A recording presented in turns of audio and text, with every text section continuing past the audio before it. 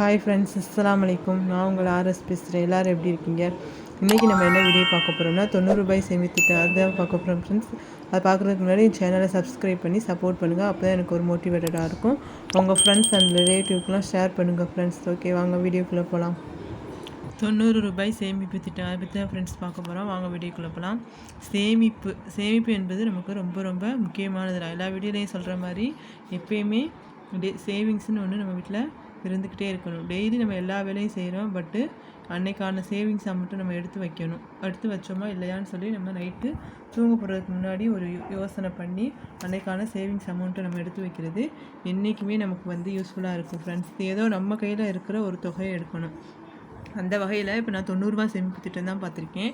முடிஞ்சவங்க 90 ரூபாயை எடுத்து வைங்க. முடியாதவங்க 50 ரூபாயோ 25 ரூபாயோ 10 ரூபாயோ ஏதோ ஒரு நம்ம கையில் இருக்கிற ஒரு தொகையை ஒரு சேவிங்ஸாக வச்சு பாருங்கள். அந்த சேவிங்ஸு நமக்கு ஒரு பெரிய பெனிஃபிட்டை கொடுக்கும்.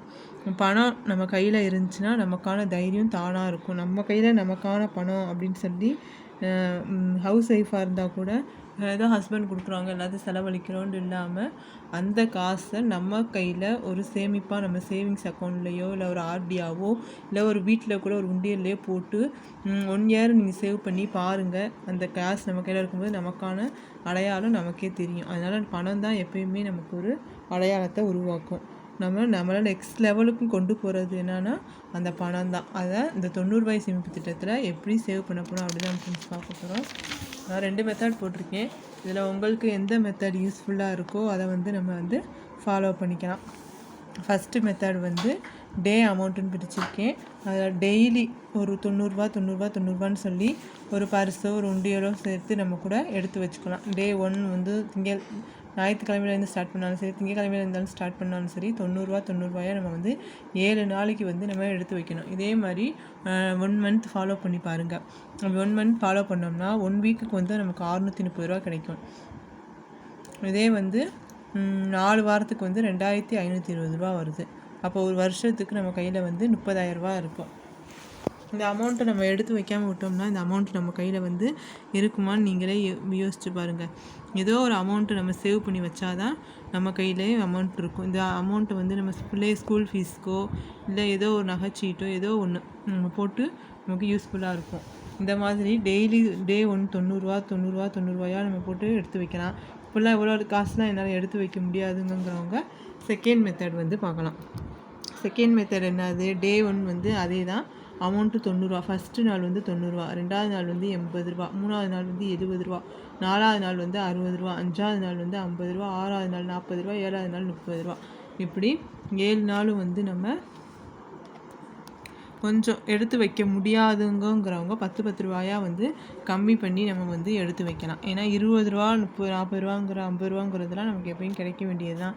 ஏதோ ஒரு ஜாமான் வாங்கினா கூட அதில் பேலன்ஸ் இருக்கிற தொகை தான். அந்த மாதிரி கூட நம்ம எடுத்து வைக்கலாம்.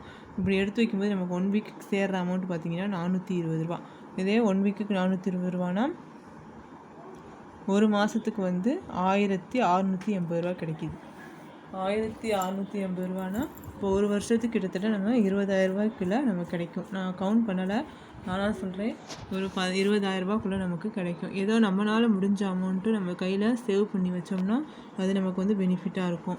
இந்த காசையே நம்ம தனித்தனியாக பிரித்து கூட நம்ம சேவ் பண்ணி இன்வெஸ்ட்மெண்ட் பண்ணலாம். எப்படின்னு பார்த்தீங்கன்னா, இப்போ ஒரு 2,000 ரூபாய் மந்த்லி நம்ம கையில் ஒரு 2,000 ரூபாய் கிடைக்குதுன்னு வச்சுக்கோங்க. அந்த 2,000 ரூபாயை ஃபஸ்ட்டு ஒன்று கோல்டு சிட்டாக நம்ம போட்டுக்கலாம். இன்னொன்று எஸ்எஸ்ஒய், நம்ம குழந்தைங்க இருக்காங்க, ஆண் குழந்தை பெண் குழந்தை இருக்காங்க, அவங்க பேரில் தனித்தனியாக ஒரு எஸ்எஸ்ஒயாக போட்டுக்கலாம். அடுத்தது போஸ்ட் ஆஃபீஸில் எப்பயுமே நம்ம கையில் காசு எமர்ஜென்சி கேஸ் இருந்தே ஆகணும். அதை போஸ்ட் ஆஃபீஸில் ஒரு 500 ஆர்டியாவோ இல்லை சேவிங்ஸ் அக்கௌண்ட்லேயே கூட நம்ம அந்த 500 ரூபாயை போட்டோம்னா இந்த 2,000 ரூபாய் இப்படி தனியாக நம்ம பிரித்து சேவ் பண்ணோம்னா கூட நமக்கு யூஸ்ஃபுல்லாக இருக்கும் ஃப்ரெண்ட்ஸ். அதனால் ஏதோ ஒரு தொகையை நம்ம சேமித்து நம்ம யூஸ் பண்ணுறது நமக்கு பெனிஃபிட்டாக இருக்கும். ஓகே, இந்த வீடியோ உங்களுக்கு பிடிச்சிருந்தா லைக் அண்ட் ஷேர் பண்ணுங்கள். பாய்.